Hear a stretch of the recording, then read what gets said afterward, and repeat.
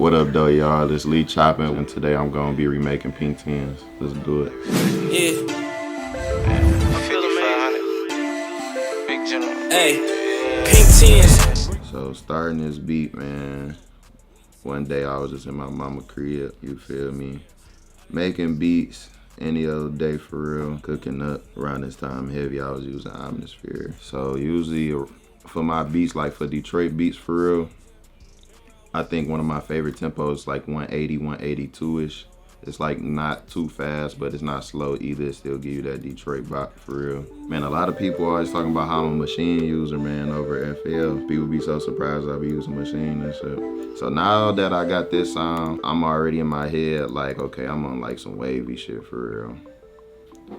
So now around that time I was using the flutes a lot. Sometimes I still use it, but I was on flutes heavy at that time. That was like my whole sound for real. And I always went to Omnisphere for this specific flute. Let me see, we're just gonna type in flute. Here we go.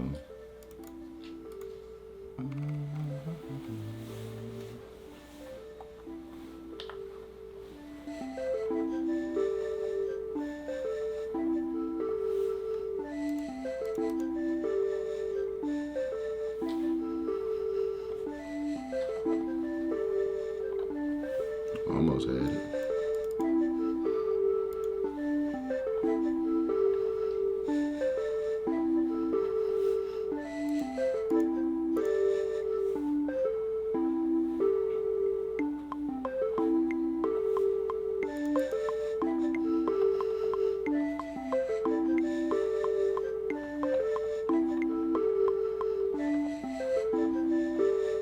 So now we got the flute going. So now you're just getting to add in other layer sounds for real.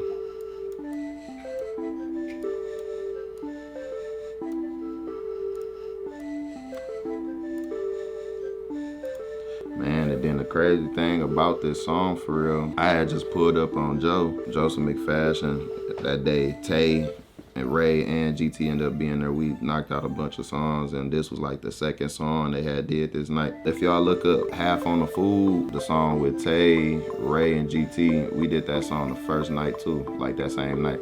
And that was the first song. Pink Tens was the second one. It's a little fun fact. He just was like, yo, just load up the beat. You feel me? Just like load up the beat for real. And he did it instantly. He did offer Tay to get on there, but he was ripping the beat. He was going so crazy. Tay was like, bro, you got it. Like, just go ahead. But it was a lot of songs that got dead that night though, for sure. They was kind of like getting on everything I had loaded up that night. It was definitely one of them nights for sure. And for this beat, I really ain't used no other bass line outside of the 808. Usually I would, but I ain't do that this time. This is really one of my most favorite beats I ever did for real. Like I kept listening to this over and over again. It's like an earbud.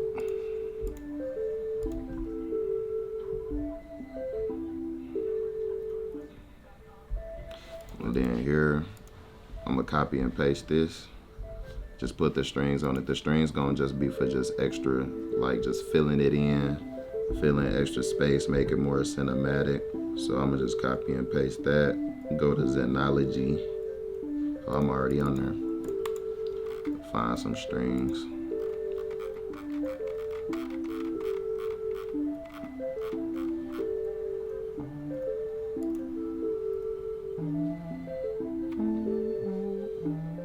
Then you gotta drag the notes. So peep how this just sounds just bland right now. Like that 808 really carried for real. As far as the bass line goes, it's gonna really give it the movement.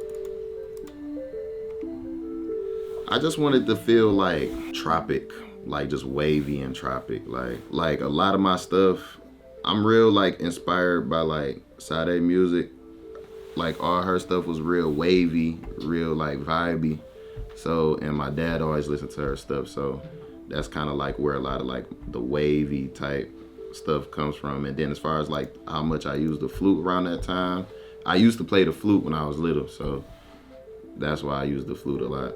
A lot of people don't know that about me. I used to play the flute when I was in middle school. I'd be EQing my beats to make it EQing my 808s to make it hit harder.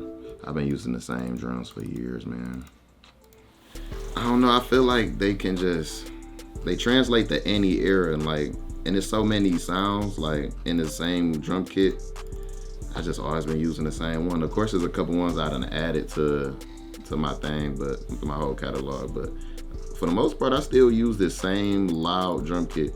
I forgot who I got this drum kit from, but ever since I got it back in 2020, I just been going since then. But I love this drum kit. It's one of my favorite drum kits ever. So I know in this one I put some rolls. Man, I used to go crazy with the hi-hat rolls, man. I don't do it as much. The rolls I do now is like different.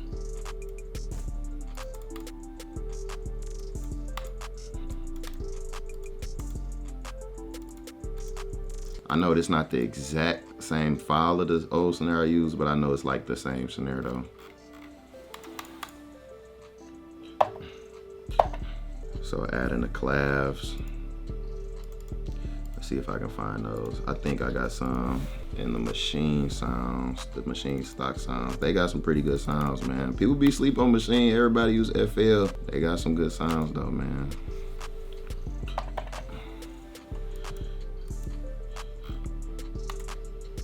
I think I got the little zaps out of machine too. I don't even know what made me do this right here. I was just crazy with drum rolls on everything.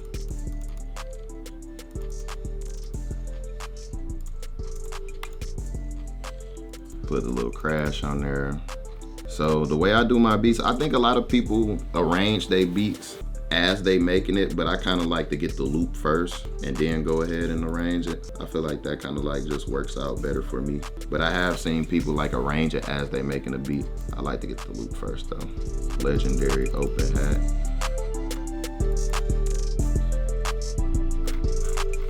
I used to put stumps on my beats, like to layer the 808, but not use a kick though. So then I think this is everything right here. So now once we get all that, now we gotta mix it. So do like a quick mix. Mixes don't really take too long. You just wanna make sure all your sounds level. Some sounds are meant to be in the background. Some sounds are meant to be in the forefront. They added a lot of features to Machine. At first it used to take like a long time to arrange in Machine, but now they kind of made it quick. So as soon as you got your first part, you can just get it going. So right now I'm just deleting all these sounds in the beginning to just have an intro. A lot of my beats that I make today, I kind of just had the beats going straight into it. I don't even be having intros like that no more. But around this time, I just needed it so you can feel how wavy it is. So a lot of times we put pauses in the beats to kind of just show like a transition. Instead of me using transition effects, I'll just probably have a break in the beat. And there you have it. That's the Pink Tens beat right there. Everything is really just about how you feeling, the wave you on at the time, and just following through with that, you know. Everything don't gotta be too complex. Just get to layering a couple sounds, following what you feeling your intuition to do, and then you got you a smash. Oh yeah, so that hitting Billboard, his whole project had went #1 on the Heat Seekers chart for like a moment in time, and that whole project was just fire. So I'm glad that my song Pink Tens that I produced was able to be one of the ones that was like really highlighted in that project. But the whole project was hard, man. Like Unfuckwittable is definitely like one of his classics, one of his breakouts. Probably my favorite next to MIA Season 2 for real, for sure. That definitely felt good. I think that hitting Heat Seekers #1, that was like the only one I got a plaque from it though. I did that a couple other times, but I never got the plaque. So actually getting the plaque in hand when it finally came, I think like a year later or something like that, man, that felt good. I was still in college at the time. I did 5 years in college, so that was my 4th year that it finally came. So I'm like, man, like this feels great. Like, feel like I actually did something for real, actually getting that plaque in hand. So I'm definitely still working towards a gold and platinum, but that's definitely a good start for sure. Best up and coming producer. Ooh, that's hard. The producer I've been paying attention to a lot right now, Jalen fire, but he really already caught his, like, he really already up there for real. But Jalen fire though, man. Jalen up and coming. He's definitely gonna have him a great year this year for sure. Look out for Jalen. I'm actually about to go to it. That sound is so like overused, like every beat, all you hear is like, it's crazy. Like, I'm starting to get a little tired of that, but it works. It works, I guess. Detroit.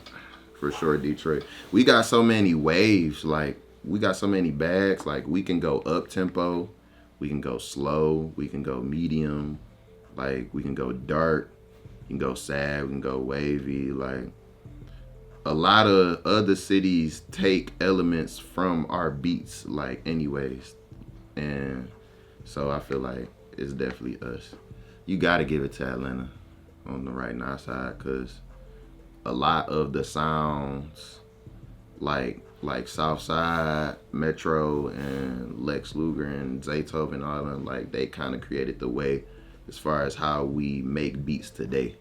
And a lot of sounds do come from them, like as far as sound design wise. Detroit, we just put like a certain flavor on it, and that's why a lot of people from Cali like resonate with our music a lot. Like, I feel like we just a dark version of like up tempo them in a sense. So, but we also got slow music too, and that's the whole sound Vez came out with. Like, he brung out the dark bag, the slower beats and stuff like that. So we got a lot of waves, man. I like Detroit and Atlanta. Those are my two favorite cities as far as music. Southside, man. Southside, and I used to study Metro a lot too, because I feel like the way that Southside did it as far as making his own producer label, 808 Mafia, and like turning up so many producers and artists and allowing them, creating opportunities for them to feed their families. That was literally the model that I kind of wanted to follow after. And his beats was crazy, like him, Young Chop, and the Chicago wave and the Atlanta wave back then all the way up to now is the reason why I even make beats. So for sure, man, Southside, I study him the most. I watch his interviews, trying to pick up gems from him and stuff like that. He definitely like the bar that I seek after for sure. Man, my guy Smoke Beats was just talking to me about this last night, dog.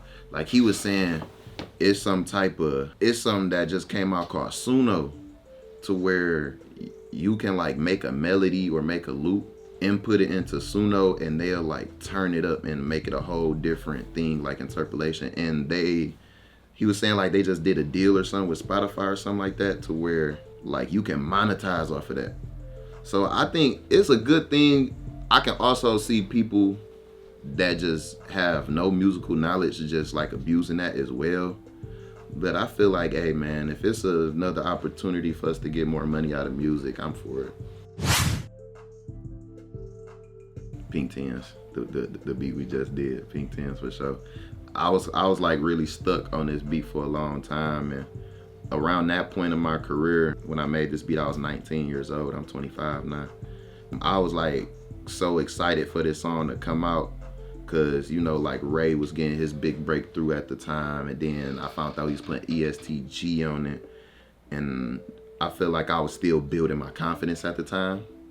So I'm like, man, like, do I really got one? You know what I'm saying? And then it turned out like now the song got like 15 million streams and stuff like that. So it turned out to be what I wanted to be. So it is definitely like one of my favorite beats of all time, because when I listen to this, I just think about the mindset I was in back then. You know what I'm saying? Like, and I just remember around that time me questioning if I was good enough.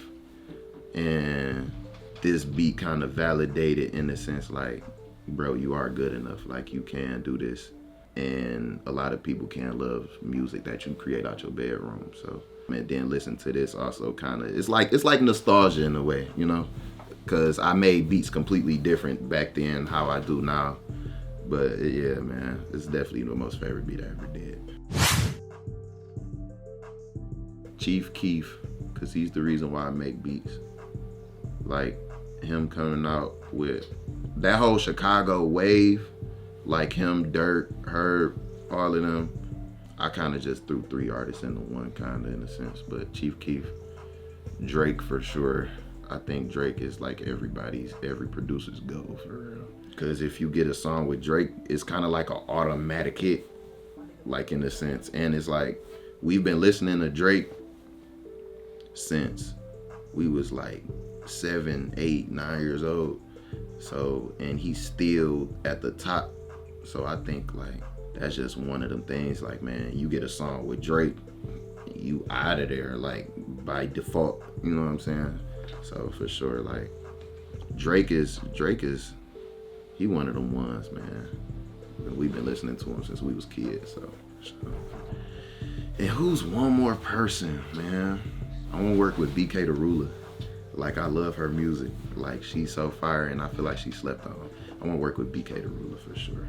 And I got that sound too, and a lot of people don't know, like, I make those type of beats. Like, I'm only known for like Detroit stuff, cause like that's what people want from me. But I wanna work with BK the Ruler for sure. For sure, like, absolutely. I think, yeah, that's easy. I definitely skate. I'm a little bit retired right now, but I definitely still take out the skate bait board, man. From time to time, I still got it, man. Oakland Vert days. I still got that same board, man. So definitely, if anybody want to see me in the game of skate, just let me know. I ain't gonna lie. I'm not gonna say I'm the best, but you will be surprised what I can do, for sure. All right, y'all. LeeChoppn checking out. Just remade Pink 10s. We out.